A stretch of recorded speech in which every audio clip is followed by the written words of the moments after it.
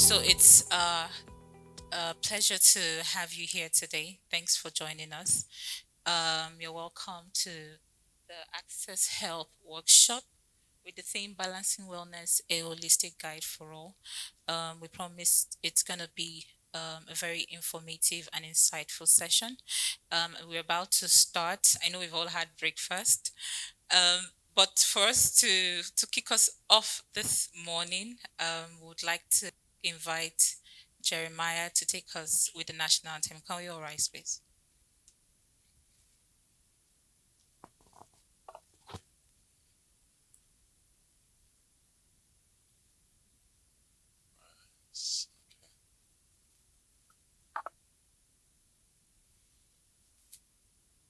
If we know the national anthem, we can just sing it with me. We're taking verse 1 and verse 2. So, yeah. Nigeria, we hail thee, our own dear native land. Though tribe and tongue may differ, in brotherhood we stand. Nigerians all are proud to serve our sovereign motherland. Verse 2.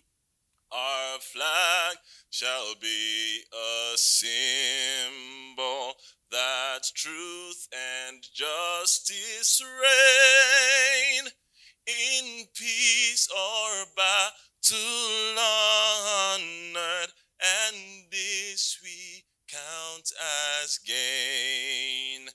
To hand unto our children a banner without stain. Thank you.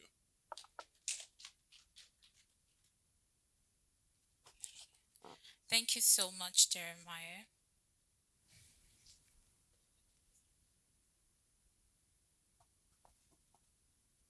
So we're here today to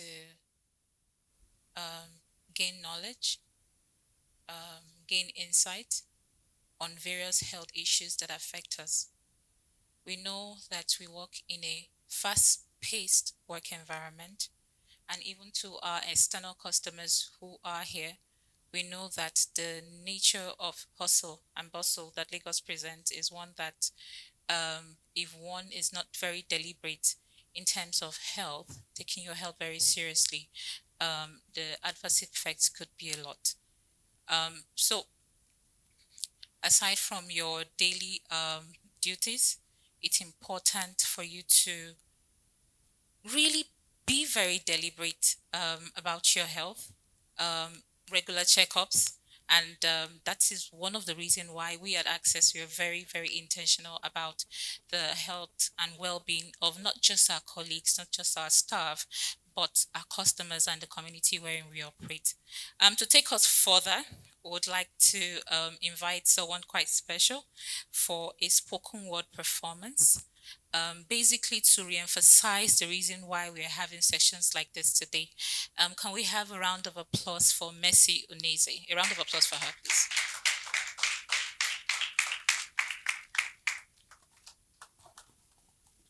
Thank you. Good morning, everyone. All right, so before I start, I would like to do a little exercise with us. If you can please all take a deep breath in and out. Now place your hands across your chest. Do you feel that? That is life whispering, take care of me and I'll take care of you. We often go through life like borrowed time is promised, trading sleep for deadlines, trading meals for meetings, trading movements for moments of, oh, I'll do it later. But later never comes, and the body never forgets.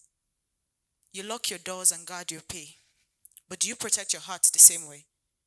Do you check your mind the way you check your meals? Do you run through sleep before you're overthrown? You see, oftentimes we pour ourselves into our careers, bank accounts stacked, degrees framed. But when the body sends its own invoice, we realize we never made the right investment. So, what is wealth without wellness? What is power without presence? What is success if you're too sick to celebrate it?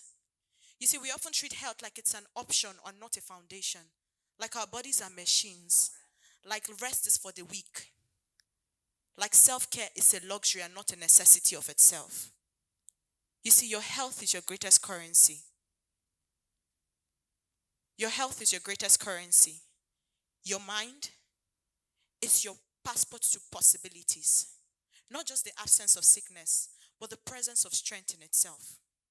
So eat like you love yourself, rest like you value yourself, move like you respect yourself. Because this mind, this body, and this heart, that's all you're ever going to get. So what are you going to do? Are you going to value this? Are you going to treat it like the treasure it has always been? Or are you waiting for a warning sign, a collapse, a call, a moment of regret? Wherein you find out that health is not just an option, but a foundation upon which every other thing is built. Because at access, it is more than just the profits and gains. It is access to the strength that flows in your veins. Your health is your power. Your power is your legacy. Your legacy is a choice. And that choice is yours. Thank you.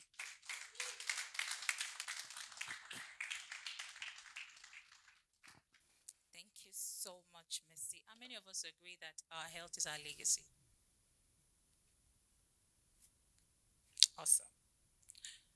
So we'll go straight right ahead to recognizing some of our guests present here.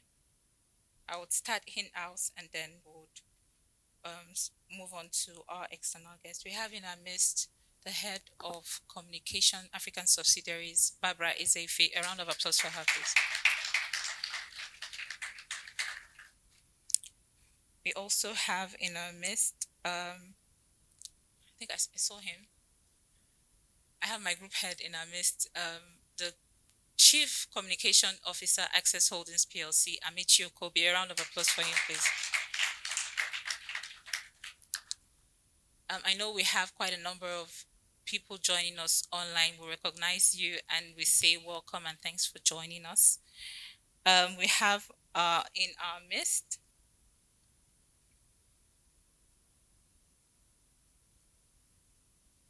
our guest speaker is around. Can we give him a round of applause as he takes a seat?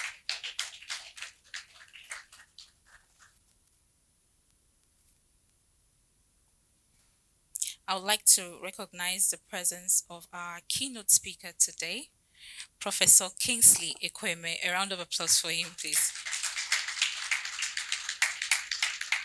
He's here with his team. A round of applause for Chief Emeka Ekweme. So, do you want to say hi to the people? We also have Alaji Francis Oboro. A round of applause for him, please. We have in a Miss Blessing Oyenkachi. A round of applause for her, please. We have Joan Robert. A round of applause for her.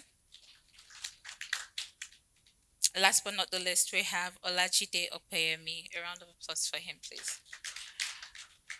We're super glad to have you in our midst, and we're super glad to have you take us on this session. The conversation around health the importance of health cannot be overemphasized. And as an organization, we take our health and the health of our staff, the health of our colleagues, the health of the communities wherein we operate very seriously. It is based on that premise that workshops like this are organized to reinforce the message of the importance of being deliberate about things that concerns our health. So I would like to introduce our first speaker, our keynote speaker for today's gathering, Professor Kingsley Kweme. And Professor Kingsley Kweme is a renowned consultant urologist, many with a very impeccable pedigree and resume. I would like to just read a short citation. Professor Kingsley Kweme, like I had earlier mentioned, is a consultant urologist and is member of quite a number of professional organizations. notably is a fellow, beg your pardon, of the Royal College of Surgeons of Edinburgh, a fellow of the European Board of Urology. Is also a member of the Faculty of Surgical Trainers, Royal College of Surgeons of Edinburgh, a member of the British Association of Urological Surgeons, a member of the European Association of Urology, a former secretary of the Welsh Urology Society. Um, Professor Ekweme has a background in medicine um, and has written a number of academic papers, won several prizes, and has several research and clinical works and trials to his name. Without further ado, let's give a round of applause for Professor Kingsley Ekweme as he comes up to the stage. A round of applause for him, please.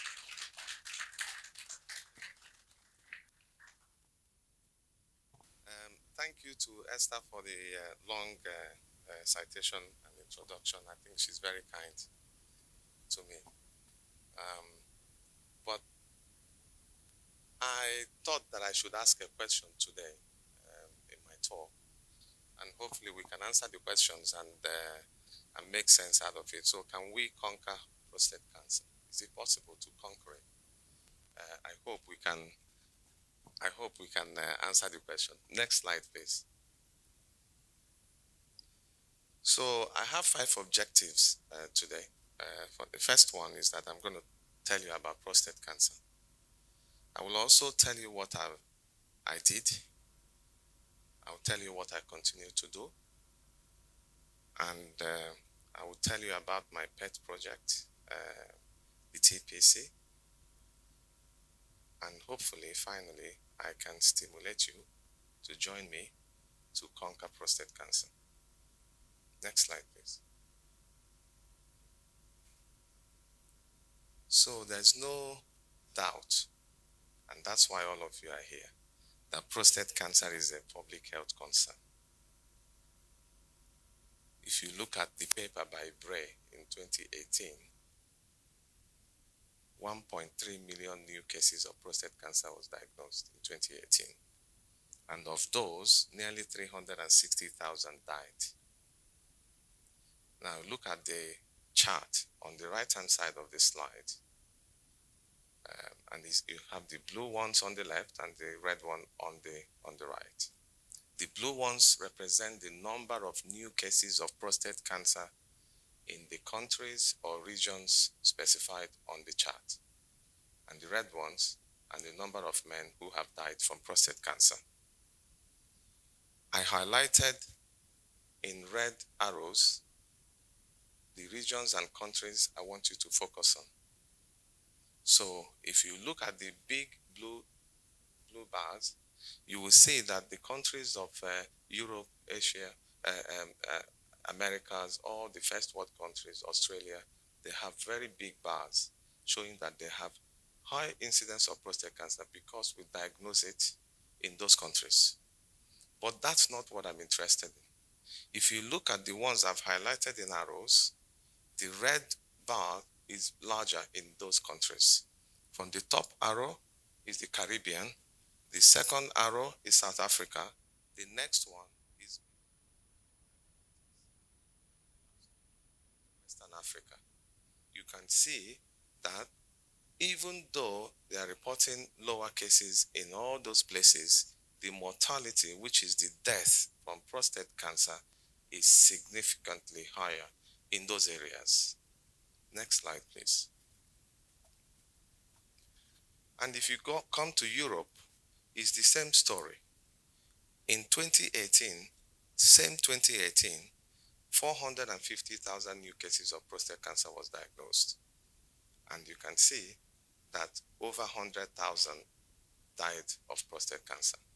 If you come to UK, where I practice, and I put on the picture, if you're a Chelsea fan, you will notice that this is Stamford Bridge. Yes. So now, but the story is that if you go to Stamford Bridge, you can see during the match, you see so many people sitting down. That the capacity of Stamford Bridge is over 50,000, just over 50,000 spectators. And that is the number of new cases of prostate cancer that is diagnosed in the UK every year. And of those, 12,000 will die. In the UK, every day, 140 new cases of prostate cancer is diagnosed. So there is no doubt that prostate cancer is a public health concern. Next slide, please.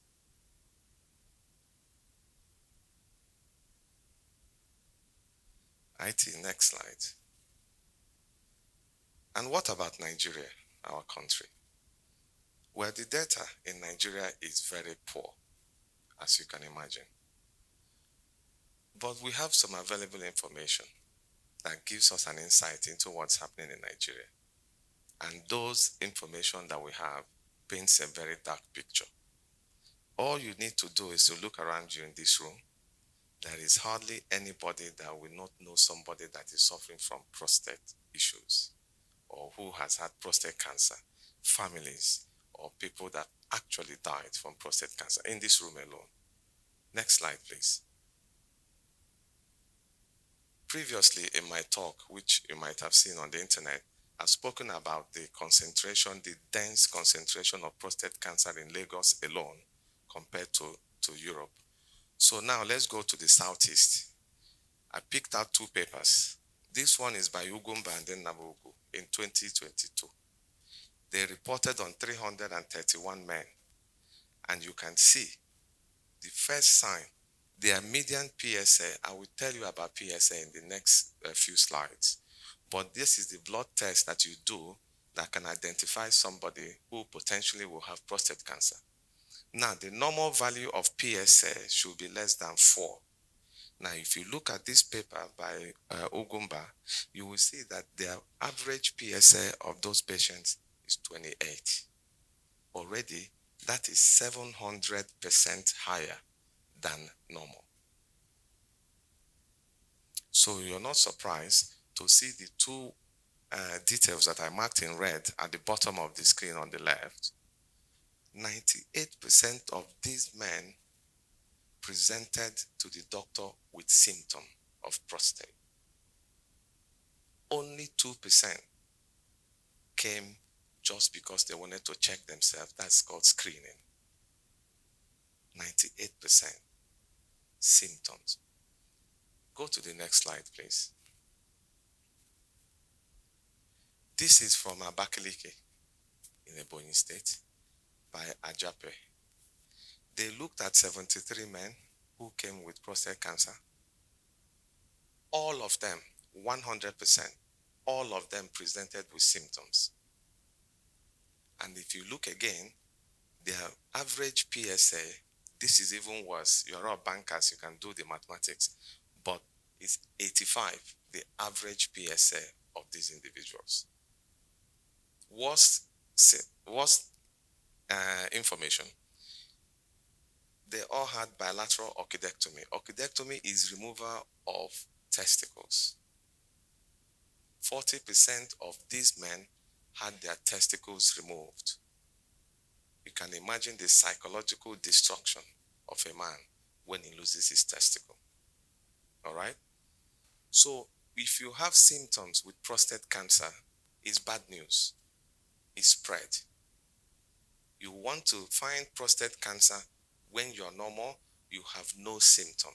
That's the message from these two papers that I've shown you. Next slide.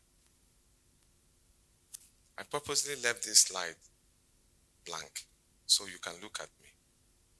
Yeah? You can look at me for a minute so we can understand the data, the statistics that I've given you.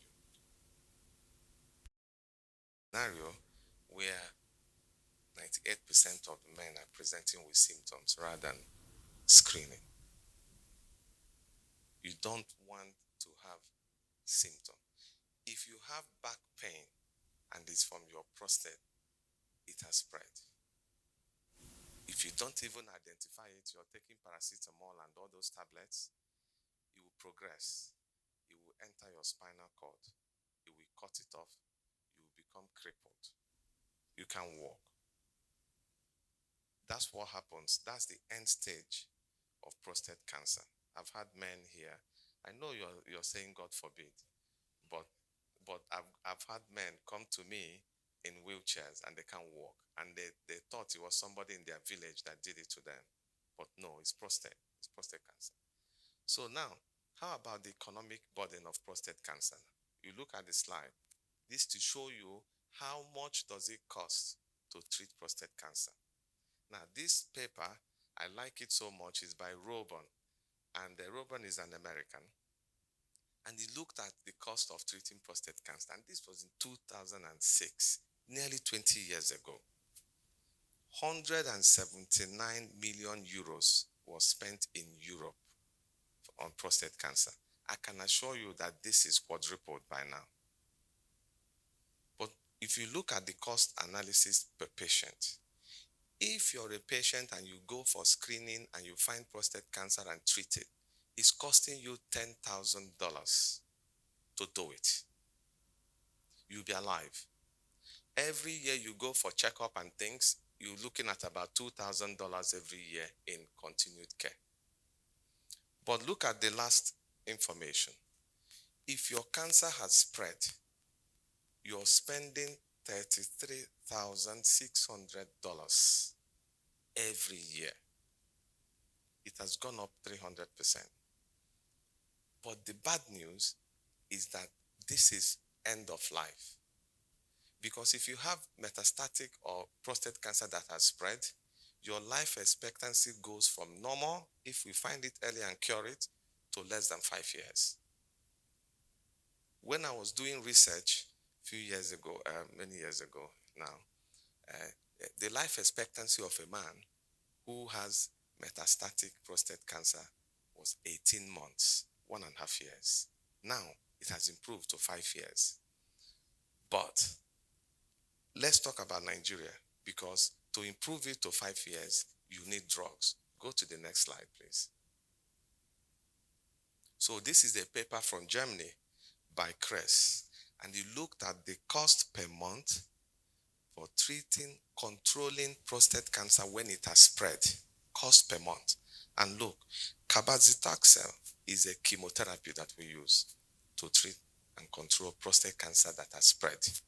It costs 7,600 euros every month. You're all bankers.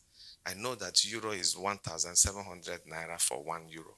You can multiply it and know how much it costs for chemotherapy. Okay? Abiraterone is commonplace here. It costs 5,000 euros for a month. But look at the next one, enzalutamide. This drug is not available in Nigeria. You can imagine if somebody has to import it for you, it will cost twice that amount, you see, 5,000 euros per month to control your prostate cancer. But with all this money that is spread, you're looking at about 5 years or less survival. So you're just controlling it for the eventual death that will arise from prostate cancer. It's not curable once it has spread. Okay? Next slide.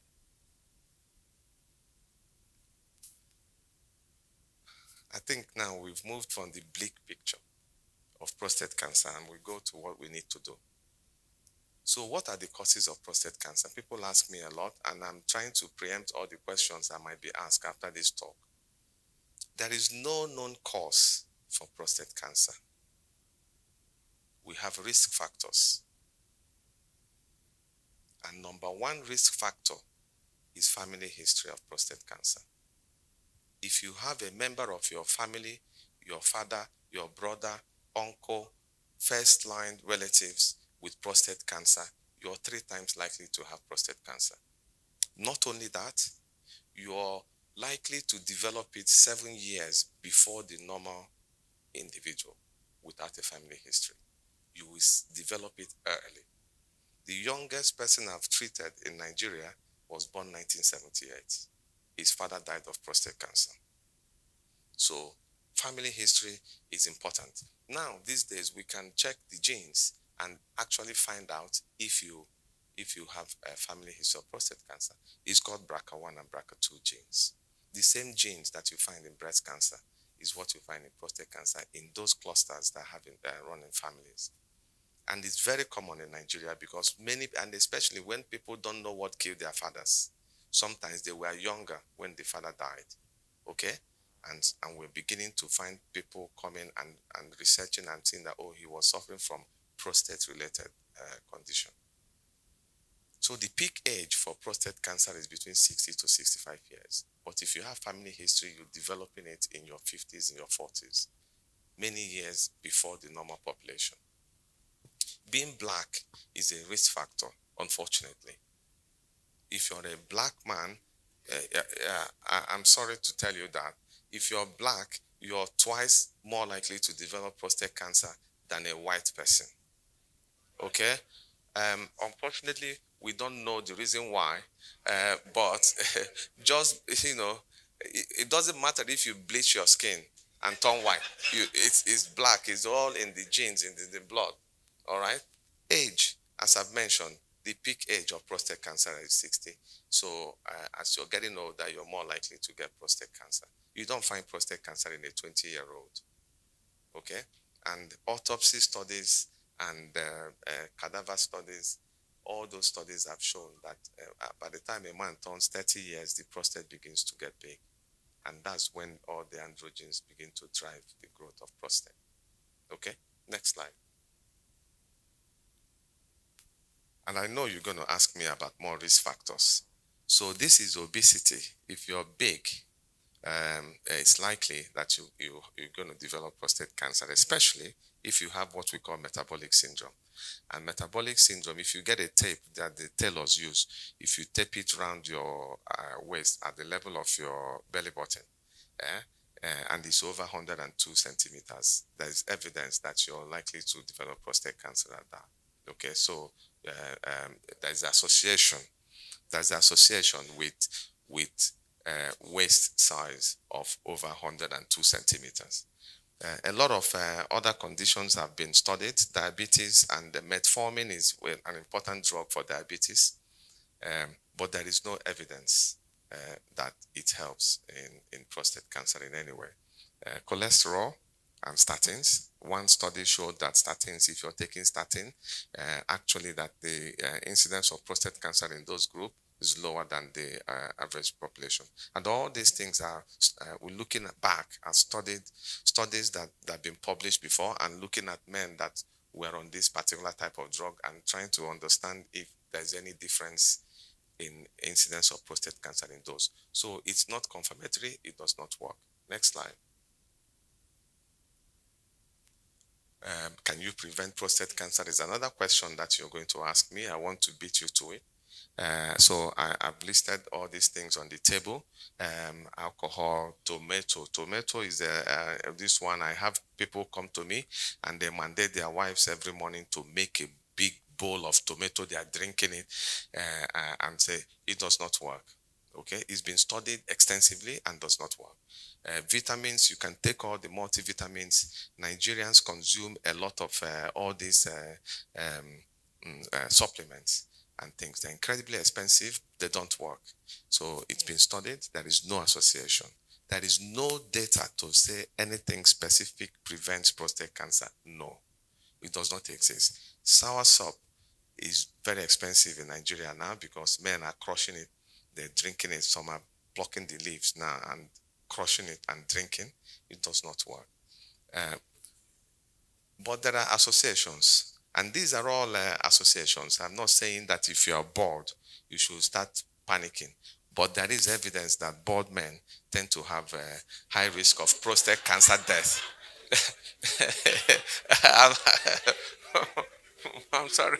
I'm sorry to have to tell you that. Yeah. If you are bored, you're likely, high risk of prostate cancer death. Yes, when you're bored. If you smoke cigarette, it affects most cancers anyway. So you shouldn't be surprised. There is association with prostate cancer, high risk of prostate cancer death. Next slide, please. So how can we diagnose prostate cancer? I want you to understand that diagnosing prostate cancer does not depend on one test. It's a multitude of tests. Okay? that you add together and ultimately will lead you to a biopsy. So the first test is PSA that I mentioned before, which is prostate specific antigen. Is a simple blood test. It's available everywhere. There are variations to PSA because the kit differs. Okay, so please bear that in mind that you can go to this diagnostic center, you do your PSA, you go to another one, same day, do PSA, and they're both different because what happens is that they use different kits. All right, it depends on the reference value that they have. Okay, but PSA is important. There are various modifications of PSA which you don't have to worry about. I put them here because it's not for you, but they exist. When you go to see the urologist, your prostate will be examined with a finger through your backside, and that's called digital rectal examination. After that, you need a multiparametric MRI scan. I put it in red for a purpose. You don't let anybody touch you ever without having an MRI scan first. It has changed. To do a biopsy on you blindly has gone. MRI is readily available here. If you see a doctor who tells you, I will do biopsy for you, you say, do an MRI scan for me. Okay? Very important. Because your PSA can be high for other reasons. Enlarged prostate can cause high PSA. Infection can cause high PSA. If you have sex, go and have PSA immediately.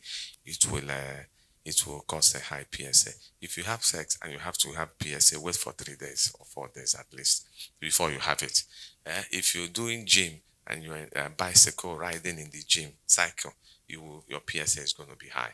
Anything that will shift the prostate, don't panic when your PSA is high. It doesn't mean cancer. Have an MRI scan. We can interpret it. We can see it. MRI scan, multiparametric, is functional. It's functional MRI scan, and it will be able to tell us what's happening. You need to have a prostate biopsy. That's the ultimate diagnosis, okay? Because there is no one test that is accurate 100% for prostate cancer diagnosis. So you need to have a biopsy. But these days, biopsy has also changed. And we contributed to the change. And we started the studies in UK in 2004. And right now, this is now gold standard almost in terms of prostate cancer diagnosis. So it takes 15 to 20 years for research to actually become mainstream. Yeah. But now everybody is enjoying it. But some of us were in the lab doing it. And so you do it through the perineum, and we can use MRI fusion either with the software or cognitively. There is no difference between the two, and this is available. Okay, you should be able to have that. It's precise. It's got great precision. There is no infection for you. Zero. I've done over 1,000 of this thing, and there's no more man that came with infection. Okay, and it's very, very precise, and you go home, no problem for you. Yeah. All right. So very important. MRI, fusion biopsy. If they say they're going to stick that thing through your back, you can see why we've abandoned it. We've abandoned it in UK. We called it Trexit, transrectal exit. Yeah. So we don't do it anymore because you put the needle through the backside, you take pull, you go to the prostate, they get septic. Yeah. And all sorts of problems. We don't do that anymore. Next slide, please. Except, of course, in certain conditions, if you can use certain preventive conditions. I have to mention that. Joe. Right. So prostate biopsy has evolved. It has evolved really from 1989 when Hodge first reported the prostate biopsy technique in Stanford. And then Starmy corrected it in 1995, shifting it out a little bit to get more cancer. And then Bob Rogli in 2000 described the fan shape technique. Next slide. And this is the transperineal biopsy in 2001, iGirl, America. They described using a brachytherapy template to do transperineal biopsy. Next slide. but there were problems. Okay? The problem with those techniques is the patients bled. In fact, if you look at the paper by staff, all the patients were bleeding after that biopsy. All, 100%. Okay? So that was the problem. And so my group and I, we started thinking about this in 2004. And we thought that it's not acceptable for men to come have a biopsy that you can do in the office and be bleeding. Okay? So we wanted to change it. But we had two challenges. We had to change it to stop them from bleeding, but we also had to demonstrate to the world that we are not missing cancers. Very important. Because those are two things, because some people will say, when we were going around, say, I'd rather bleed, but I find the cancer for the man and cure the man. Yeah? But we had to demonstrate and we had to meet those challenges. So we developed a hypothesis and we tested it. Go to the next slide. And in 2009, after 5 years, we found a way to do it. And then, thank you. So we found a way and made a breakthrough in 2009. We sampled 42 patients, and you can see that we took about 27 calls, and we found cancer in 76% of the men, and there was no bleeding, there was no retention, no infection. We announced it to the whole world, and you can see why we won the prize on that year. Okay. Next slide, please. So we're also involved in a lot of research at the moment. There are so many of them listed there. I just had to limit everything to one slide so we don't spend hours here talking. But the bottom right one, bladder part has reported now. And if you Google it, you will see our report is changing bladder cancers now for the world, because now we're saying that you can use MRI scan rather than waiting for long to have a complicated operation. So that's changing now. And we also proposed in that paper how to report MRI scan for bladders. So that's hot on the press at the moment. Next one, please. So if you find prostate cancer and it's all within the prostate, is it curable? Is a capital yes. You can cure it. Okay? Next slide. So how can you cure it? You can cure it by two broad mechanisms. It's either you have surgery or you have radiation. For radiation treatment, before you have that, it has to be a combination. We have to give you hormone treatment, which effectively will make the man castrate. Yeah, you're saying, but that's what it is. I'm telling you, is the equivalent to removing your testicle, but we'll do it with drug. Yeah, because if you give radiation alone, it's inferior. It's been confirmed in trials. It's not done. Nobody will give you radiation for prostate cancer alone.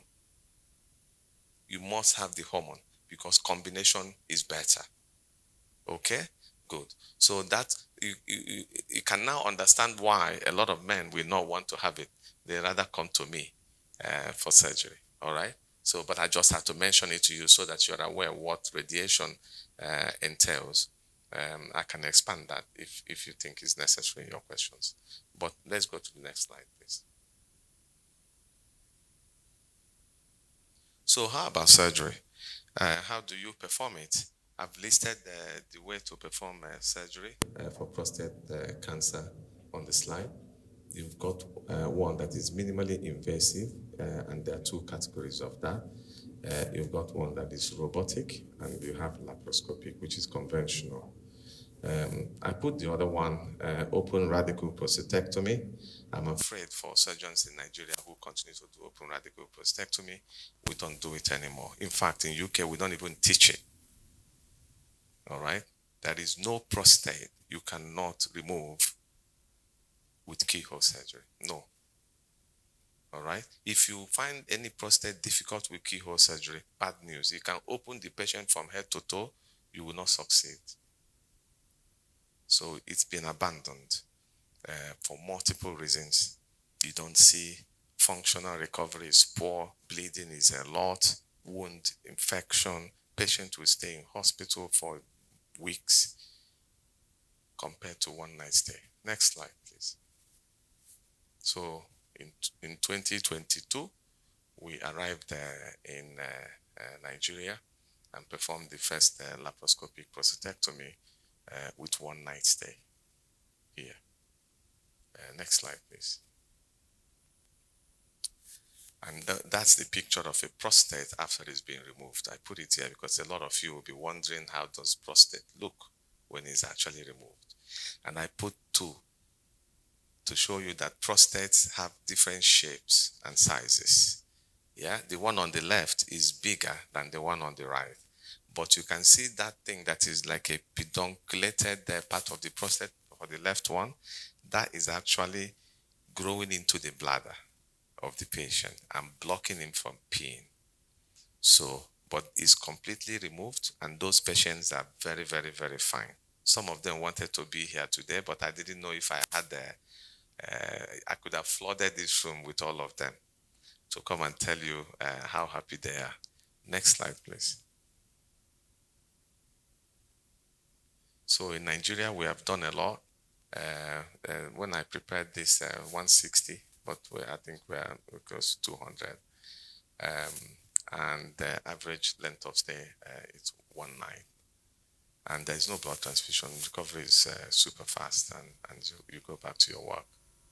Next slide, please. And how about the robot? There is the Da Vinci robot system. And you can see that it has 3 components to the robot, as you can see on the screen. On the left picture there is the patient cart of the robot. That's the hand of the robot that is going to go into the patient. The middle one is the vision tower that the assistant will be looking at. And of course, there is a microphone communication between the surgeon and the assistant. The last one on the right is the console. The surgeon will sit on that console like I'm sitting in the picture at the top, and does look into the camera, there's an eyepiece there, you look into it, and from there you manipulate the machine. Next slide, please. So those are how you put the keyholes into the patient before the robot is docked. We call it docking. So you dock the robot arms into the patient. And the picture at the bottom just shows you how it's done. Okay, next one, please. There are different robots as well. This one is the CMR robot. This is me operating on it, and you can see me and my team. That is the famous OC Academy in Belgium, where we were invited to come and operate on that machine. And we performed the surgeries in Belgium at the time. Yes. Next slide, please. There's another type of robot. It's called the Dexter. This one I consult for the company, so I'm just telling you. I'm not asking you to buy it. But yes, so that's me and my assistant in Strasbourg, where we went to try the robot to do. I was selected because I'm about the only one in UK who can transit between laparoscopic and robot at the moment. So I had to go and do that to validate.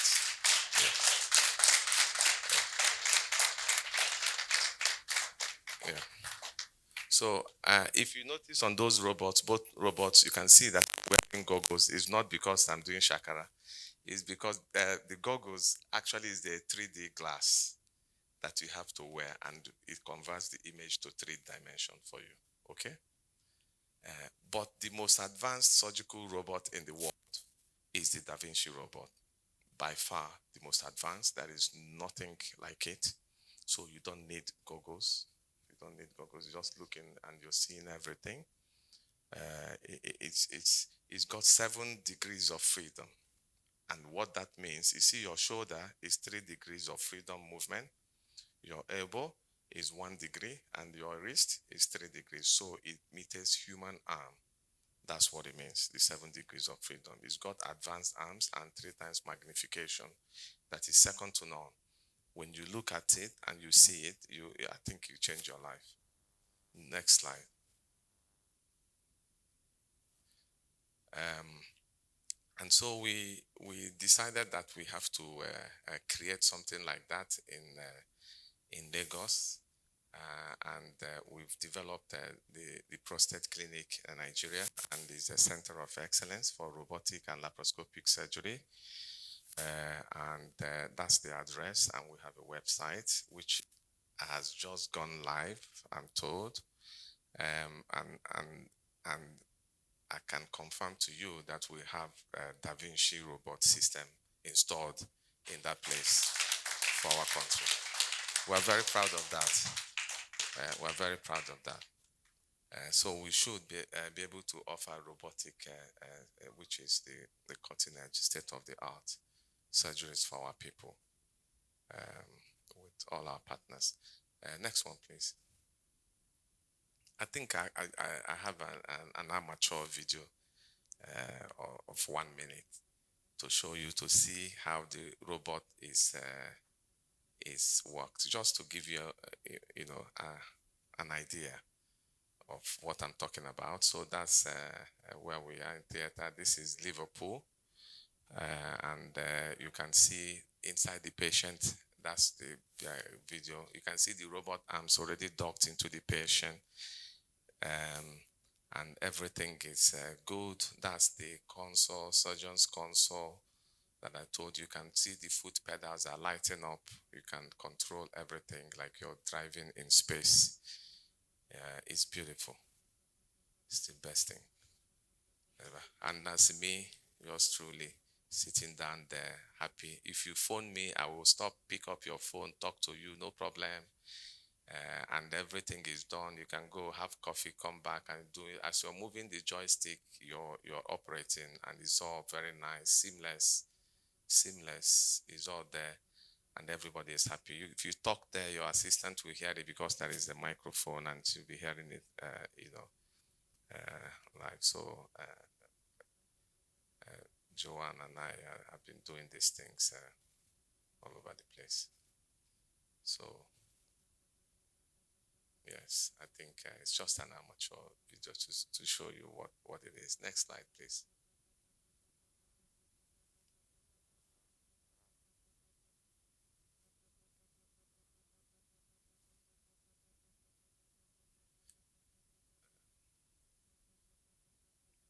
Do you like the video so much that you have to replay it? Uh-huh.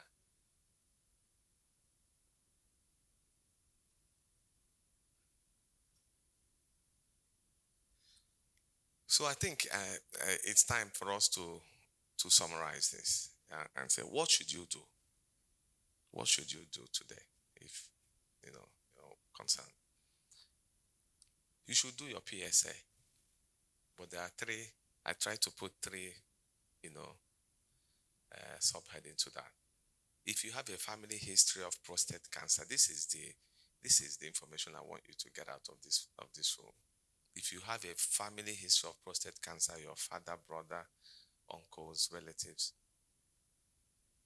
with prostate cancer, you must, it's mandatory for you, I'm afraid. You must go and check your PSA because of the reasons that I've told you. You're 3 times likely to have it, and it's usually a genetic mutation in BRCA1 and BRCA2 gene, and you can't do anything about it. It's in the genes. And you're going to likely to develop it 7 years before a normal person would develop it. So you must take it seriously. You must go and check your PSA. And by the way, if you have hereditary prostate cancer, they don't do well with radiation therapy, I'm afraid. You need to have it and get it removed as quickly as possible.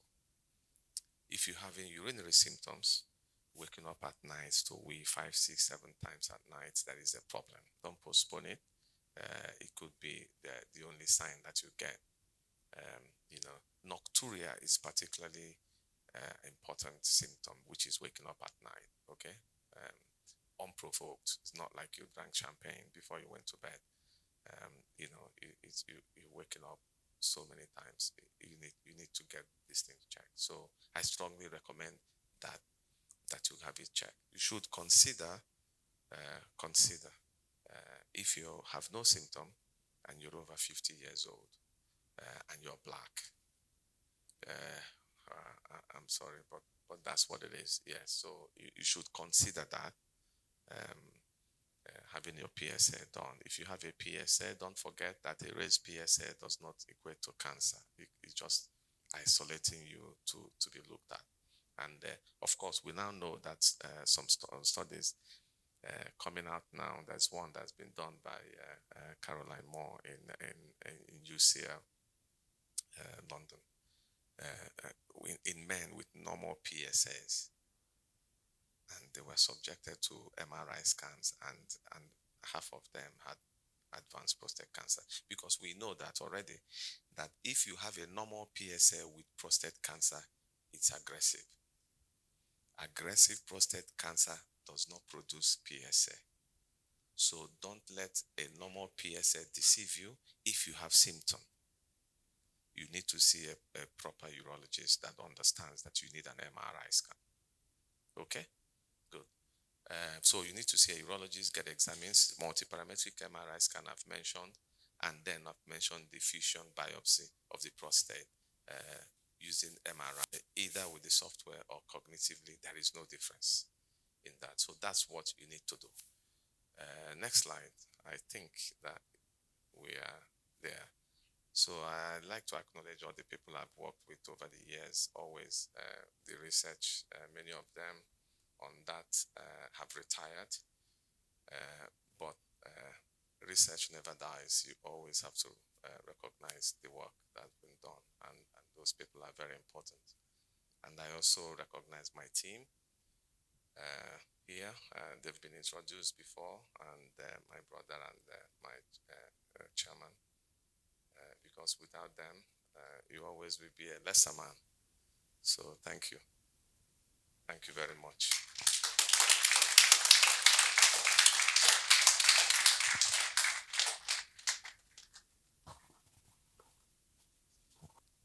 And just 1 minute.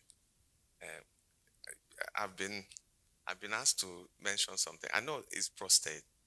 I've been asked to talk about, but and there are many women here, so don't forget that urology is not just a man's problem. There are women problems. Kidney. I've removed kidney cancers in Lagos here with keyhole as well for women. It's quite common, especially in Africans with hypertension. Hypertension is a risk factor for kidney cancer. So just know that there are problems women have that even urinary bladder symptoms and leaking urine and all those type of things can be taken care of. So kidneys can be removed with keyhole surgery, not big cut from start to here. No, just few keyholes. We can detach the kidneys and take them out and things like that. Or even take just the lump out, leaving the kidney, so that you don't lose your kidney. All can be done with keyhole, with robot and everything. Just to make sure that women are also not left behind. So thank you very much.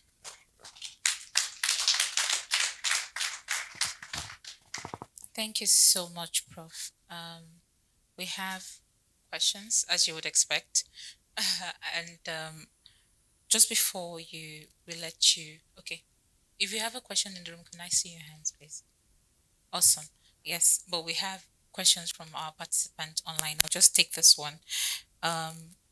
So she says, can you clarify your earlier comment on the use of drugs like statin and metformin and their propensity to increase the risk of prostate cancer? Thank you for the question. Actually, it's not increasing the risk. Yeah, it's actually decreasing the risk of prostate cancer. So it's one study that showed that the study did not set out to look at men on statin. Yeah, it was a study that was designed to look at some other thing, and then because you have thousands of men within that study, you go back and say, okay, of these 4,000, 5,000 men, we have how many people are taking statin who developed prostate cancer. So it suggested that people with statin had a lower incidence of prostate cancer in that study. But other people have looked and couldn't confirm it, so it's not important. But I had to mention it here because I want everybody to have the information and to know, just in case somebody tells you be drinking this drug and it's gonna be, no, it's not. Yeah. Very much, Prof. And before we let you, so we have quite a number of questions around the room.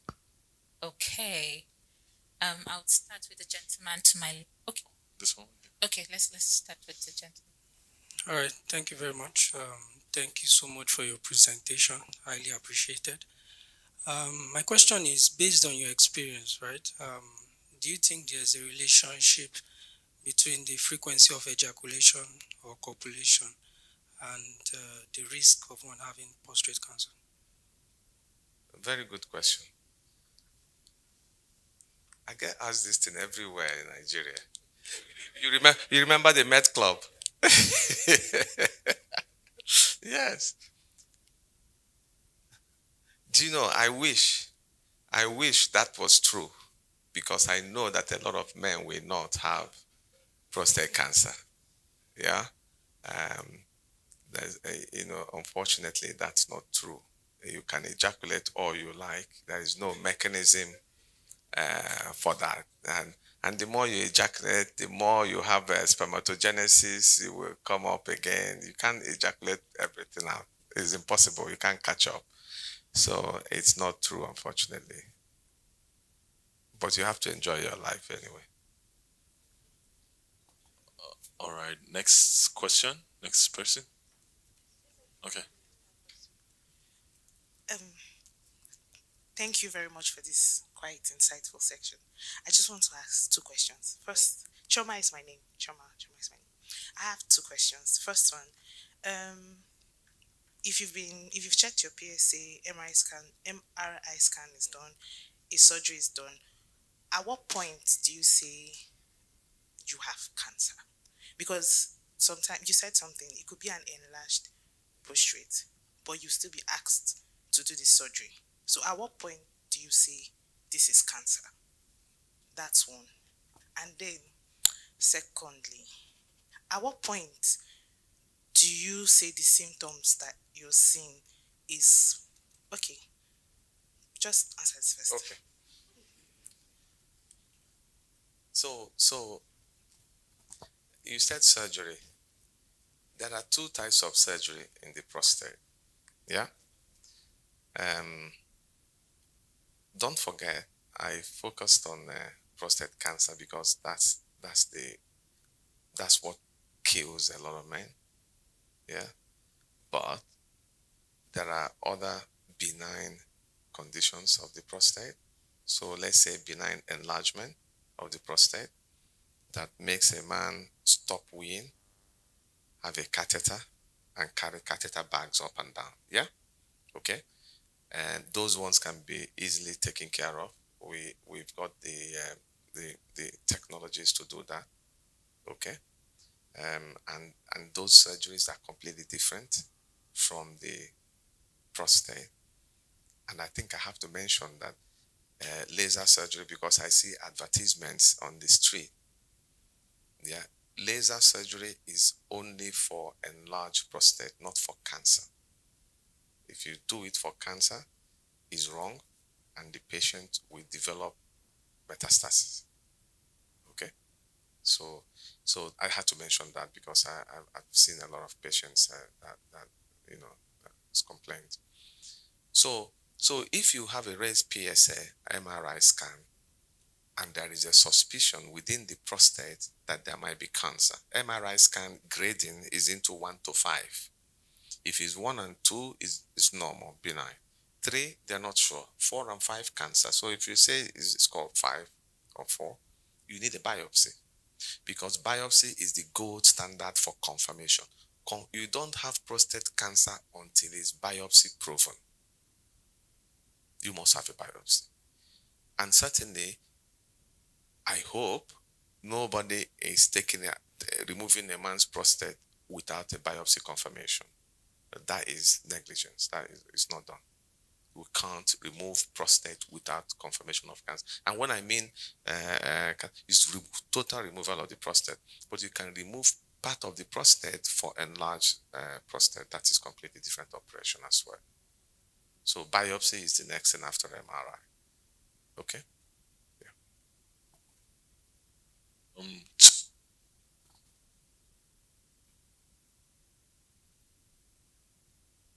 Hello? All right, cool. So two more questions, please. And before you ask your question, please say your name. Thank you. Good morning, sir. Engineer Wasio Depo here.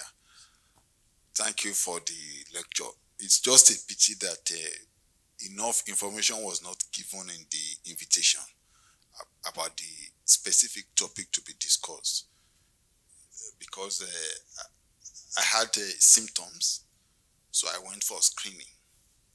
So they recommended PSA and a scan, and I went for the scan.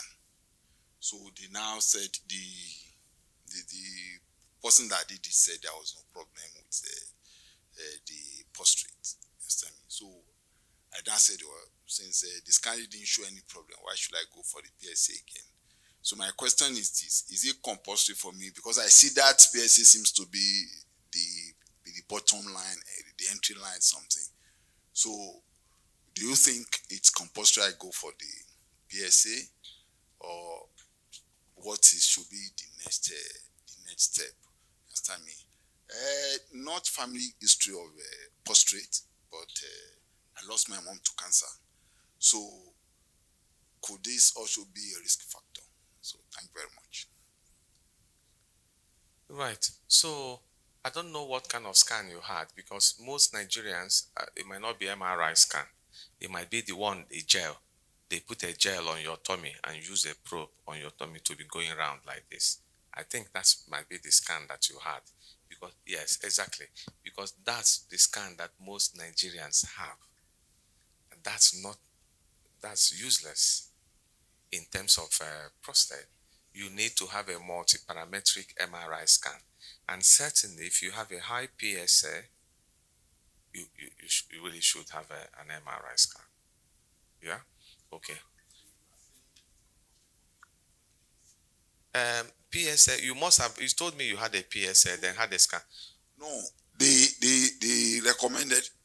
Actually, what happened was that I was having symptoms. Okay. So I saw the advertisement for the scan something. Okay. So I just went in for the scan.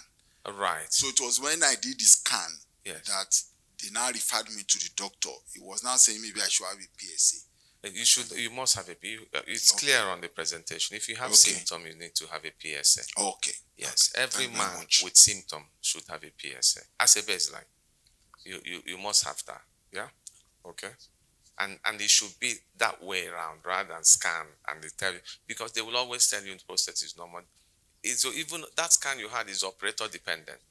If the operator is substandard, it will tell you everything is fine, but it's not fine, But MRI scan is reproducible because even if the reporter writes a paper and gives you that is wrong, you have the CD, you have the film, we can look at it anytime, anywhere in the world.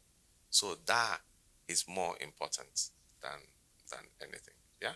So have the PSA and deal with it. Eric, good morning. My name is Shu. So I have like three questions. Oluwaseun Olaoye. So number one, your organization, do you have any partnership with HMO? Most of us on HMO in the bank. So do you have any partnership with them? And number two is how affordability of those services, because it's quite important. Then, what sort of lifestyle do you advise? As a banker, we are quite sedentary. We could be on the sea from morning to night, and I know that's one of the major issue around the prostate thing. So, how do you advise us to go about it, and how often do you think we can be more active while on the seat? And the last thing is, you know, majorly we are all here, and then most time we really don't know what to do. Like some of the prophylaxis, like the lifestyle, the feeding pattern, what we should not consume. You know, we've had several things on the streets, but based on your own experience, you know, now you have array of data that you've dealt with. What are the major things that, if we live such a lifestyle, this will crystallize, and what we can be doing to actually avoid this situation? Thank you. Yeah. Okay. Some important questions. In terms of HMO, maybe Amechi will sort that out. He will sort that out after this talk with Blessing. Blessing will sort it out. We're happy to work with HMO to get these things done. Definitely, he's going to make sure that every man in Access Group is registered at the TPC. I'm very sure of that. Yeah, and yes, and then we'll look after you and take care of things for you. No problem about that. So it should be sorted, and I'm sure that could be an arrangement that makes it cheaper and accessible to your group. I'm sure that we can have such an arrangement that shouldn't be any problem. In terms of being sitting down, and things, like I said, there's no dietary prevention. Two big trials had looked at chemo prevention of prostate cancer with tablet and tried two tablets. It didn't work. It didn't. In fact, in one of the trials, the tablet that was given to them, when they analyzed their prostate cancer, whilst they reduced the risk of low-grade cancer, they had more aggressive cancer. So, it just didn't work. There is no diet. But, if you're worried about diet a lot or something, maybe you should consider relocating to Mediterranean region. Greece, Cyprus. They have low incidence of prostate cancer in those regions. And that's what prompted the dietary trials. Mediterranean diet, yeah, those type of things. Lycopene, which is in tomato, and all those type of things, trying, because we believe that it could be their diet. Don't relocate to America. Japanese have low incidence of prostate cancer in the world. Japan, yeah. But when Japanese relocate to America, if you now go to Japanese descendants in America, high incidence of prostate cancer skyrocket. So we know there is environmental factors. We know that, and those things have been replicated in all the ethnic groups where in their native land have low incidence. If they go to America, the incidence reverses and becomes like the Americans. So diet, environmental, lifestyle, they get big. Obesity, and it's the research is quite intense right now, because there's something you call insulin growth factors that you find in the pancreas. And those growth factors now are being studied quite significantly, because we believe that something could be coming from there. And so weight. So it's about living healthy, live well. Eat good diet, avoid a lot of carbohydrates. I don't know how you can do that in Nigeria, because every food we have is all carbohydrates. And the non-carbohydrate based food are very expensive. If you salmon, I don't know how much it costs in Nigeria. But goat meat will be everywhere. So it's just that kind of thing, unfortunately. But just maintain your good life, exercises, and you should be okay, really. But if you don't have a family history, and you don't have symptom, your risk of prostate cancer is low. But you should consider having your PSA. If you do your PSA at 50 and your PSA is of certain level, we know now from a paper that was published a few years ago that we can predict if you're going to have prostate cancer in your lifetime. In fact, if your PSA is of certain level at 50, you could have it done once every 4 years. But I need to see it to analyze it. So you can see that, the whole thing is quite complex. It's about all the data and evidence and bringing it together to be able to advise someone, in terms of doing. Don't go about doing PSA like becoming obsessed with it every 3 months. You go and I see men carry big folder and come, and January 2024, February 15, 2024, March 2024, going around the whole place doing the PSA, carry the whole thing. It won't change anything, I think. Okay? I hope I got all the questions. I know you asked many. Oh, the cost. Yeah, if you go HMO, I'm sure we sort it out. It shouldn't cost you anything. I thought that's what HMO means. It's like an insurance, isn't it? So you shouldn't worry about the cost. You just have the treatment and go home. Yeah, except you're paying out of pocket. If you're paying out of pocket, that is a completely different thing. Then you have to talk to Blessing. I don't know, but you work for Access Bank. You shouldn't worry about these things. You'll be taken care of. Yeah, yeah.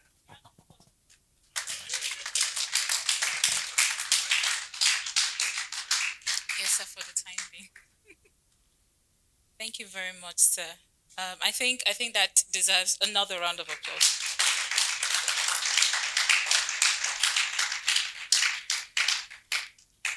So Nigeria has a cancer burden of annual diagnosed cancer rate of 79,000. That's quite a number. That's speaking in terms of the ones that have been identified and diagnosed. You can imagine the number of um, people who go undetected. That's one of the reasons why we have sessions like this. And we understand that it's Women's Month, right? The first session focused more on prostate cancer. That is much more prevalent for men. Would like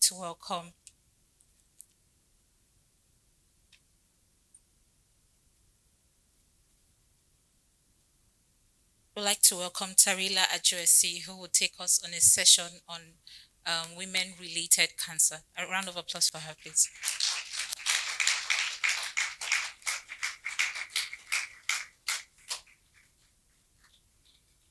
Please let's keep clapping till she comes.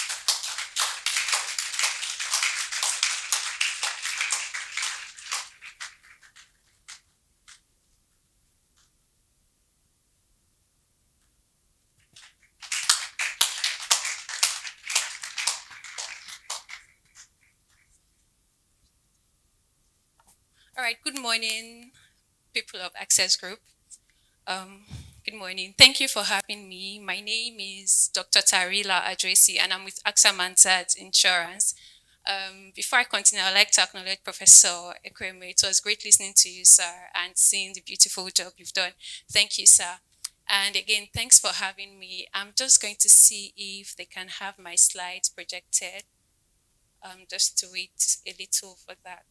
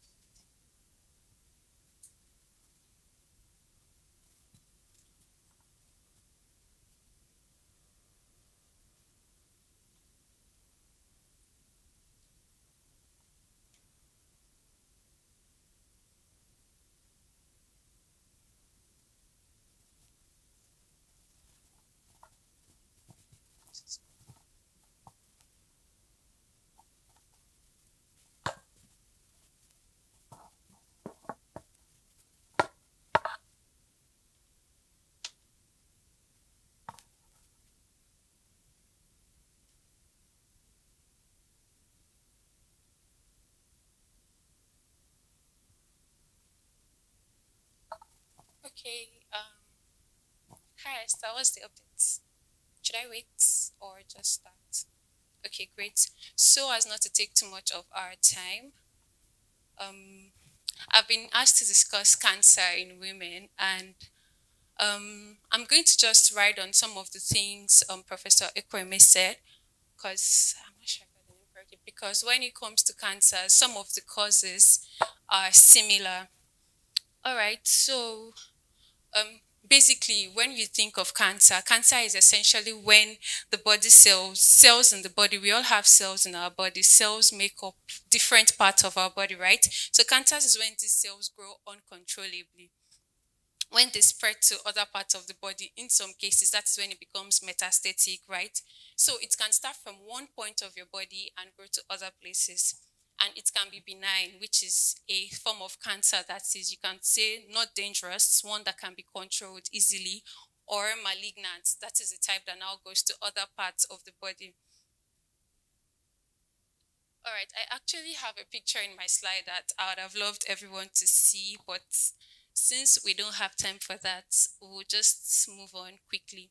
So, I'm sure we got all the numbers of cancers affecting Nigeria. However, 28% of Nigerians have been found to be affected by cancer. So you're either affected directly or through a family member. You probably have a family member or a relative that had cancer. Also, in 2020, we had approximately over 124,000 new cases of cancers. And out of that number, over 71,000 of those were found in women.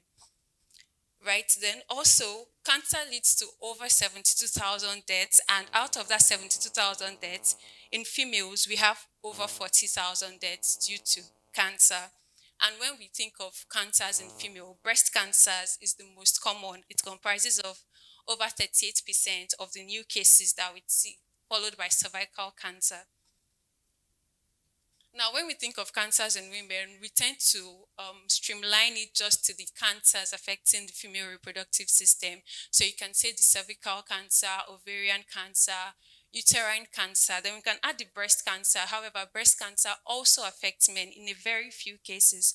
Then lung cancer is also very important to mention because we are exposed to fumes. That is for those that do not smoke or vape. We're exposed to fumes. We see cars on the road that have been on the road for over 20 years without any form of servicing. And we're exposed to these dangerous fumes daily. So that's why women are also at risk of lung cancer. Then we have colorectal cancer as well. Now, what are the risk factors? We have risk factors that you can do something about. So when we are talking about female cancers, the fact that you're a woman means you're at risk of cancers like breast cancer, cervical cancer, ovarian cancer, uterine cancer. You pretty much have those organs. And since you have the organs, it means you're at risk. While we spoke about prostate cancer, men are at risk of prostate cancer. As a woman, you don't have a prostate gland, so you're not at risk of prostate cancer, right? So that goes without saying. Also, there are some genetic factors to it. When we discuss breast cancer, we're talking BRCA1 and 2 genes. Those genes are also in effect with prostate cancers as well, but in women, it puts you at a higher risk of breast cancer. Then we also have family history. If there is a family history of breast cancer, you a female in that family line, say your mom or your sister, it also puts you at risk of breast cancer. I don't know if you heard of the story of a Hollywood actress, Angelina Jolie. A parent, a mom also had breast cancer, and she had a mastectomy done at a very early age when she found out that she had the genes as well, just to prevent it from happening in the future. So that's just to show the genetic and family history of this cancer. Then, of course, our gender. So now, what are the modifiable risk factors, things that you have control over? We have your diet, eating a balanced diet. People that eat food that have highly processed sugars, excess carbohydrate, eating food with excess fats, like reusing your cooking oils. People that are physically inactive, sedentary lifestyle. Then people that consume alcohol excessively, people that consume cigarettes, tobacco, they are at risk of cancers. And some infections also put you at risk of cancer, such as cervical cancer. Also, exposures to carcinogens. When you're exposed to carcinogens, I'm talking exposure in some of the pesticides that you see around, exposure to some of them you see it. I don't know if you've heard about BPAs and Teflon that are inside pans, cooking pans that we see. Those things have been found to have some carcinogens in them, and due to that means you're also, they put you at risk of cancer in some way. So when we talk about the causes of cancers in women, um, there are several causes. It's a multifactorial thing that is not just, you can't point to one particular cause of it, except in a few cases like cervical cancer. Cervical cancer is caused by an infection, human papilloma virus infection. So people who have that infection are at a risk of cervical cancer, which is why we always say to get your pap smears done. Also, when we are talking liver cancer, people that have hepatitis B or C infections are at risk of liver cancer. Then we also have stomach cancer in a few cases, which is also caused by an infection, H. pylori infection. So those are the infectious causes of cancers. Then we have lifestyle and environmental factors. I mentioned this in the risk factors. Then we also have exposure to radiation. So when we talk exposure to radiations, people start to get scared that they've had some x-rays done and all of that. But it is important to mention that if you've had x-rays done, the x-rays you're exposed to are a bit safe. They're safe for you. When we talk radiation, we're talking about cases like Hiroshima and Nagasaki. Can't pronounce the other one. Thank you very much. So that is what we are talking about. When you're exposed to a lot of radiation, that is what can put you at risk of cancer. Then we have reproductive factors. So cancers like uterine cancer, for instance, for people that got pregnant late, or women who did not get pregnant at all, they're at a higher risk of uterine cancer. Also, people who did not breastfeed, there's some research that said that breastfeeding is protective against breast cancer. All right, so what are some of the common signs and symptoms of cancer? Okay, great. All right, we're up. What are the common signs and symptoms of cancer? So the signs and symptoms that you see are pretty much based on the type of cancer that a woman has. Okay, here, thank you. So usually the when you hear someone has breast cancer, you'd have heard of women complain that they had a lump in their breast, right? There's a lump in their breast that grew larger and then became a breast cancer for those that did nothing about it. If you're thinking cervical cancer, there's an unexplained bleeding that is not their period bleeding, right? That can lead to that can be a symptom you see if there is cervical cancer. Also for uterine cancer, your uterus is the womb, by the way. That's your uterus, uterine. That's cancer of the womb, basically. So that is where you see unusual bleeding. Then non-healing sores or ulcers, those would be cancers that you see on the skin and for some skin changes. Also, for lung cancer, you can have persistent cough and hoarseness. Then when the cancer has metastasized, that's when you usually have unexplained weight loss in some cases, amongst others. When we say you change your wardrobe, you lose about 5 kg, pardon me, 10 kg in 3 months. That is when we say the weight loss is worrisome.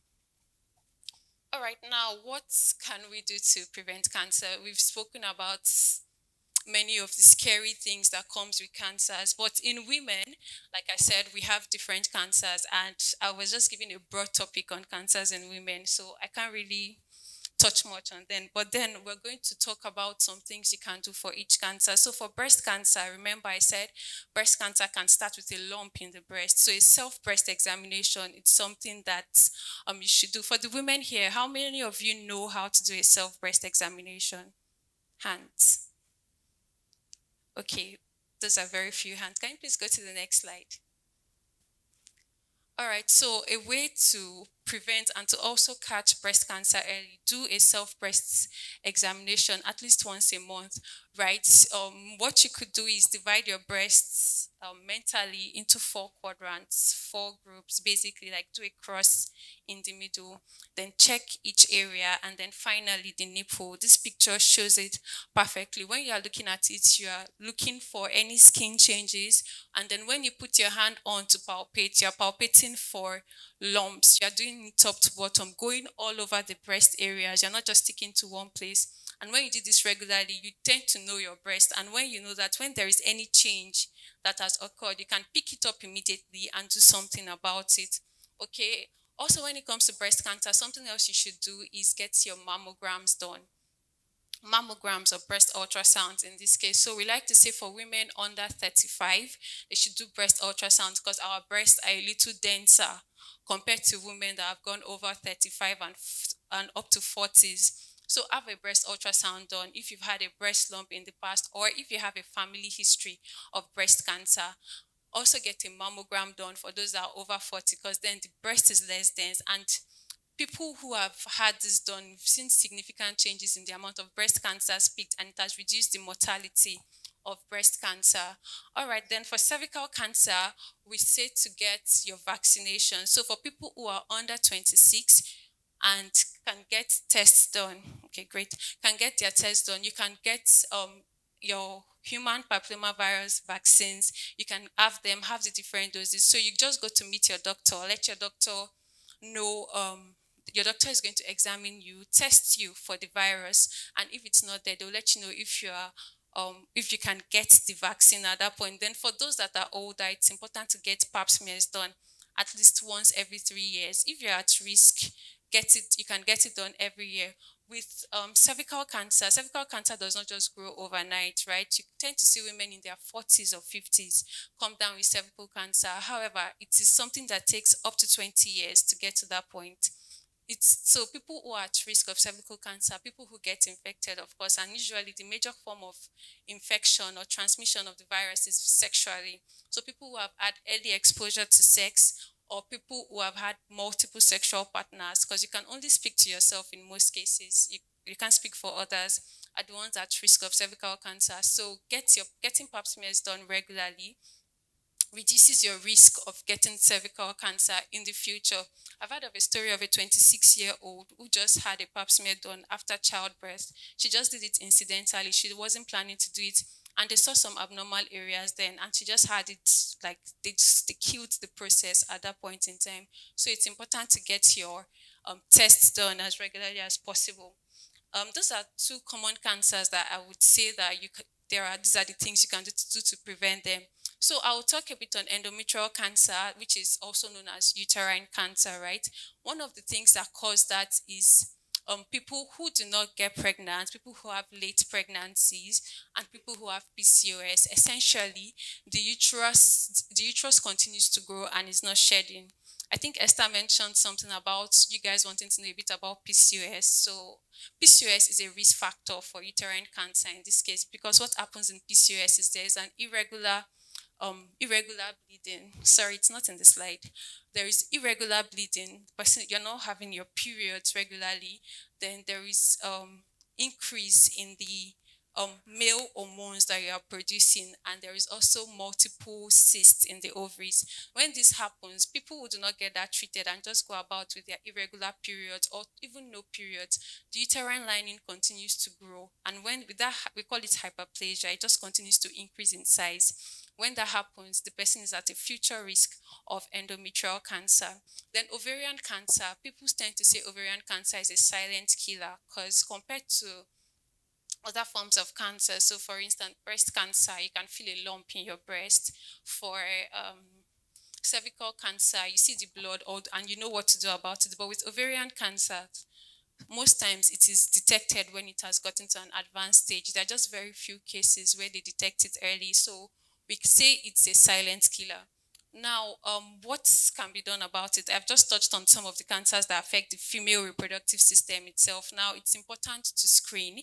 In screening, remember not just to screen for the cancers that affect you as a woman only. If there is a family history of a cancer like colon cancer or colorectal cancer, so if your parents or someone in your aunt, if they had it at the age, say less than 40 years old, people are at risk get it at a very early age. So it's important to get your colonoscopies done regularly when it comes to colorectal cancer. Also, colorectal cancers has been seen with some forms of ovarian cancer, like they occur hand in hand. Due to that, you should also screen for it. Then identify underlying issues in people who have PCOS. Some people can go about with PCOS without caring about it or knowing that it is such a big deal. It's important to identify what you have and do something about it at that point in time. Assess your risk. In assessing your risk, you're checking your family history, you're checking your sexual exposures, things that you've been exposed to by yourself, and as much as possible, just screen yourself for cancers generally. Next slide, please. Let me see. All right, we've mentioned this already. Next slide. All right, so for different types of cancers, there are different treatment options. Prof mentioned the treatment options for prostate cancers. He mentioned that they do radiation therapy in some cases. So based on the cancer, the cancer determines what the treatment option is. So you can go for surgeries. In breast cancer, that can be a mastectomy where they remove the whole affected breast. You can go for chemotherapy where they give you drugs that kill cancer. Then radiation therapy, also some form of targeted therapy, immunotherapy. And for cancers that were detected very late and have gone all over the body where there is really not much that can be done, they basically just try to alleviate some of the symptoms that they see. So this is a very broad topic, and thank you for listening. I will take specific questions now if there are any. Thank you.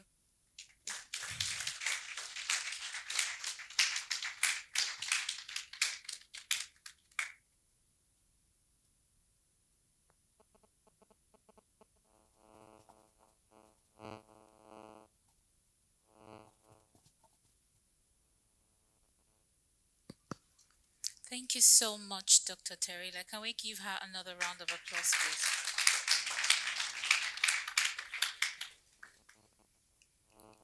Sorry. Do we have questions in the room? Because we have written questions. Any question? Awesome. Awesome. So I think I take it that our in-person participant fully understands the conversation that we've had. But we'll just take a few questions online.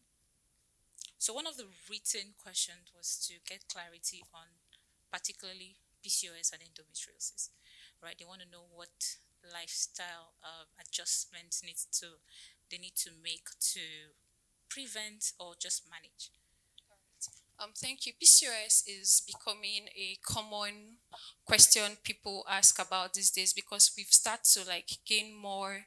What do I say? It has gained more awareness over the past few years. So, like I said earlier, there are three groups of symptoms you see in PCOS. There's the irregular bleeding, having irregular periods.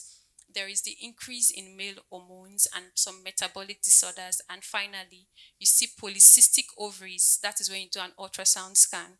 So, because of the way some of these symptoms present, people have different presentations of PCOS. For some people, their problem can be the irregular ovulation. Some, it's the symptoms they see due to increased male testosterone production, which is where you see the acne, you see the facial hair. Then for some, they also battle excessive weight gain and difficulty in losing that weight. We actually need just two out of these three groups of symptoms to make a diagnosis of PCOS. PCOS, by the way, is polycystic ovarian syndrome. It's a syndrome, not a disease, because you can't really you can't say that this is a particular thing you're treating when it comes to PCOS because people present with different groups of symptoms. Like I said, you need just two out of the three to make a diagnosis. So usually when they present, you can have people that present with the irregular periods. When people present with irregular periods, they tend to give you birth control pills just to regularize the period and make sure you are not your uterine lining is not just increasing without it shedding. Because remember, I said that is a risk factor for uterine cancer. Then when it comes to the acne and the increase in testosterone production, when it comes to the treatment of PCOS, generally they treat the symptoms. If your problem is the irregular periods, you might be given birth control pills just to regularize it a bit. If your problem is the facial hair, the acne, they can give you things for that because the cause of PCOS, the specific cause of PCOS have not been found. There are some environmental factors to it. There are some genetic factors to it. Due to that, there is still a lot of research going on in that field.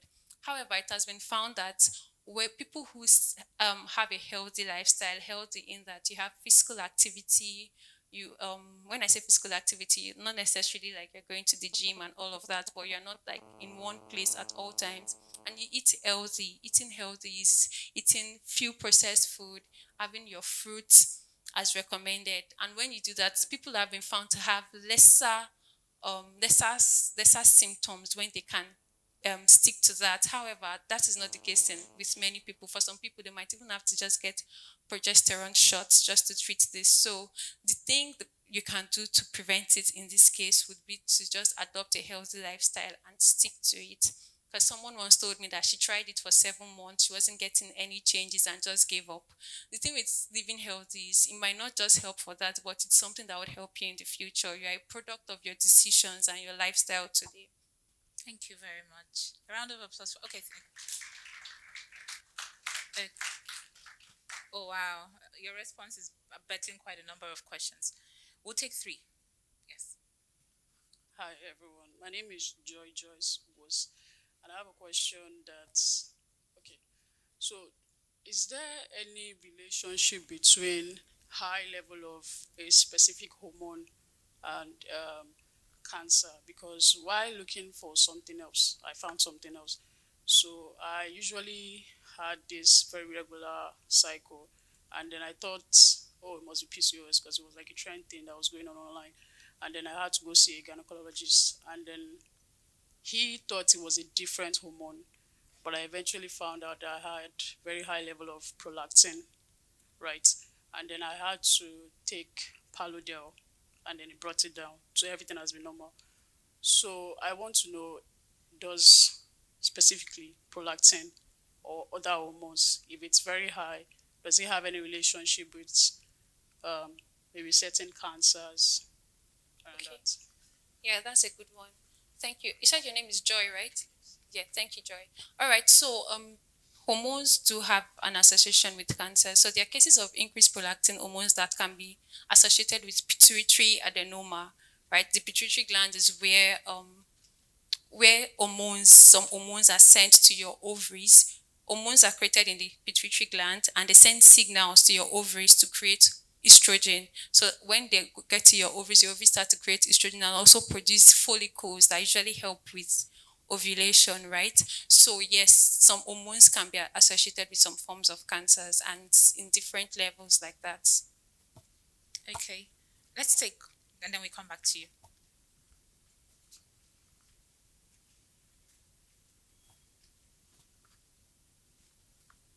Okay, good morning, everyone. Thank you very much for the session. Quite appreciated. My question is centered around stomach cancer. Yes. You did mention that some of the signs and symptoms is sores left untreated, right? So as we all know, ulcer seems to be very common, quite common. So I'd like to know, are ulcer patients more at risk of having stomach cancer? And then if yes, how can this be managed to prevent it from escalating to that stomach cancer? Thank you.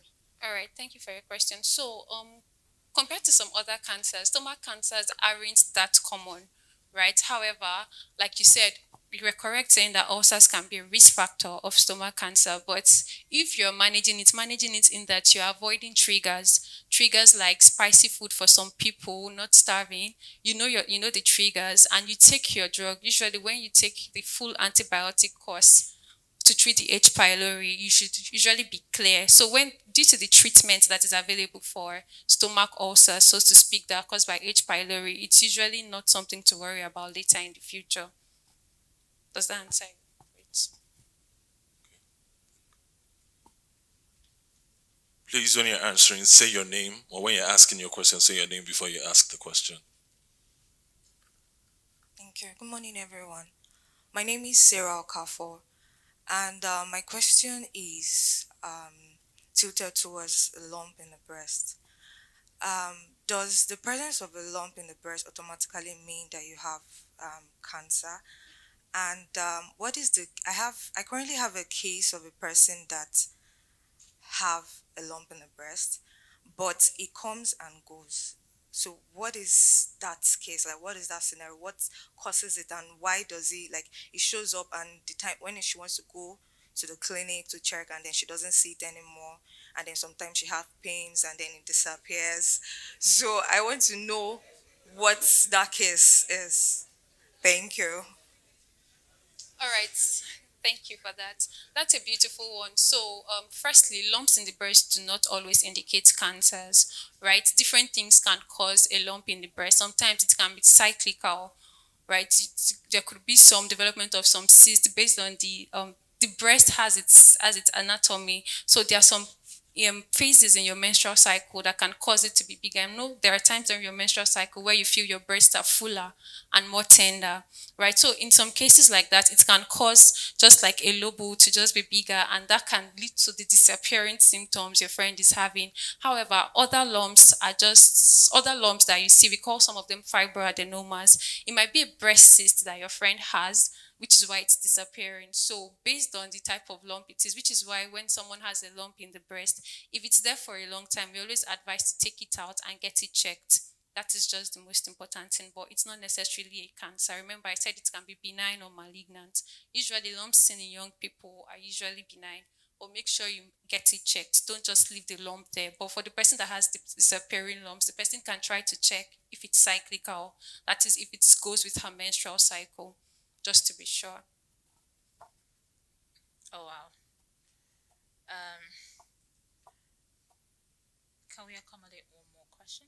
Sure. Okay. We'll take you, sir, and then we call it a day. Thank you. Thank you very much. Waso Edepo again. You mentioned the issue of childbirth. That if a woman had child lays or she doesn't have a child. So, will you recommend that a woman should have like 15 children? No. What I mean is, do you want women to have more children to be able to reduce their? No, sir. No, sir.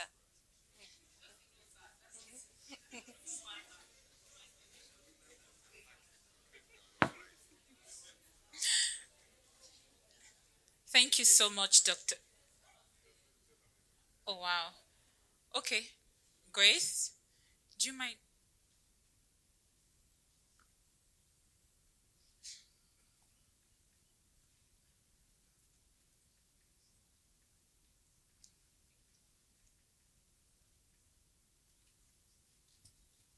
Good morning. My name is Grace Halliday. So there was a conversation we're having on a group chat, and they were talking about fibroid and pregnancy. Like if they said if you've not been pregnant for a long time, you have high chance of fibroid. I don't know how true that is. Okay. That is new to me. Usually, fibroids can be due to increased estrogen production in a few cases, but I would not say it really has a lot to do with pregnancy. When I hear fibroids and pregnancy, I usually hear of how fibroids can cause infertility in some women, but not necessarily high estrogen. What did you say? Not getting pregnant leading to fibroids. Not that way, not that way. So it's people that have fibroids can be due to increased estrogen production sometimes, but like many other things, the causes are not really clear cut. But when people talk about fibroids, they're talking about it in relation to infertility and the excess bleeding and pain that comes with it sometimes. So yeah, does that help? All right. Thank you very much. Thank you, Dr. Tarila. A round of applause for her, please.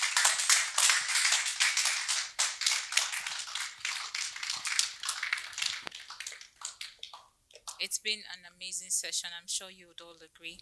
I would like to extend our deepest gratitude to our um, medical experts who took us in those two amazing sessions. I believe they deserve another round of applause.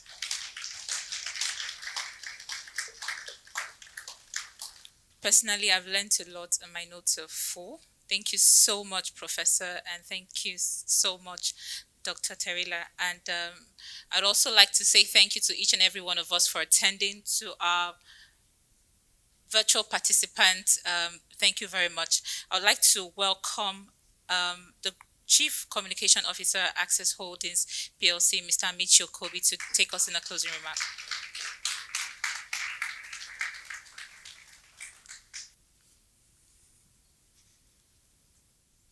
Knowledge enormous makes a king of me. There's so much in here that I hope we have learned that I hope we would take away and actually share. Esther said thank you, but I must thank these two doctors. Dr. Kingsley Kweme, thank you. Dr. Tarila Joyce, thank you. We should talk in a minute. These are two very busy people. I can't speak to Dr. Tarila Joyce, but for sure, Dr. Ekweme, his schedule is booked for the next year, I imagine. But he gave us practically 3 hours of his time, and I thank you.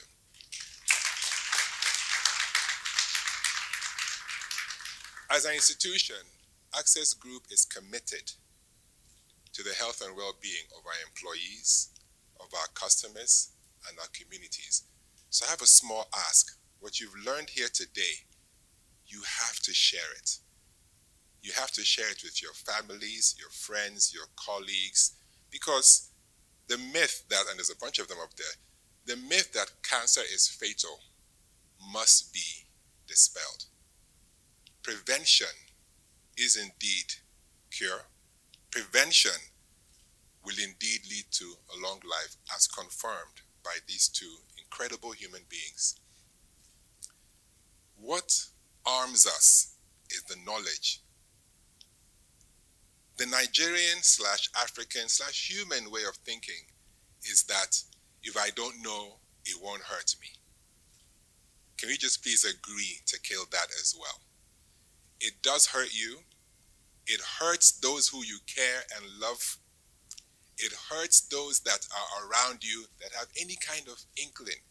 It hurts your colleagues. So let us all commit to check ourselves. Let us all commit to have people that we care about check themselves. Let us all commit to go to a great doctor to have this done. We had a talk about the fact that not everyone that says he or she is a doctor is actually qualified to be a doctor. But that's a whole different conversation. But we must know, and only by knowing can we solve incredible problems. I'd like to talk about impact. At Access, we're driven by a desire to make a positive impact in Africa and by extension the world. These are two individuals that are actually making impact. I'm always impressed when my mom says, oh, my son works at a bank, and I think it's a great thing. And we do great things, make no mistake. But these people are saving lives. And I want to acknowledge you and thank you for the impact you're making.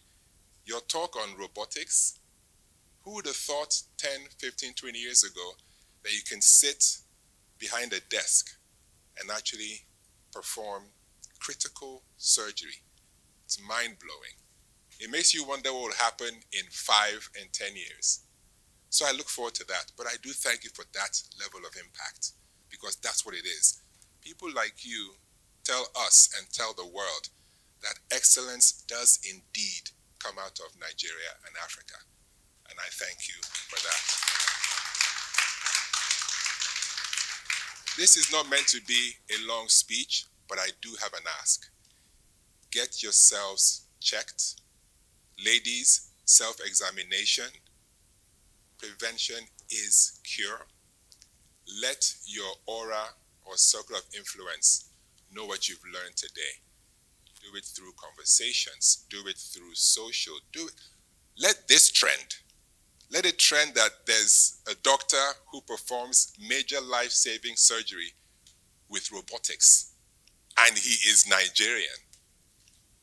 That's what impact is. That's what we need from you. So please, let's drive that. HMO conversations will be had, because I cannot even begin to think how expensive this would cost or this would be. So we will have the conversations with HR, with the bank, to just see exactly how we can do it. I can't speak to customers per se. I can't speak to people outside the Access family, but for sure, within the Access family, there's solutions that can be provided, and we'll have that conversation. So for your question, and you're calling me out, definitely, thank you for that. So we'll make it happen. To those online, thank you for participating. To all of us in here, it's actually a full house.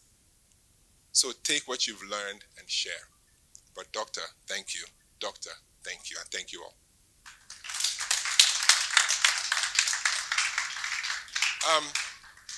We're going to take some pictures. Do please share. But before I open it to everybody, I'd like to get Dr. Ekweme, please come forward. Dr. Tara, please come forward, and let's take some shots of the both of you. Because I work here, I'll take a picture with them.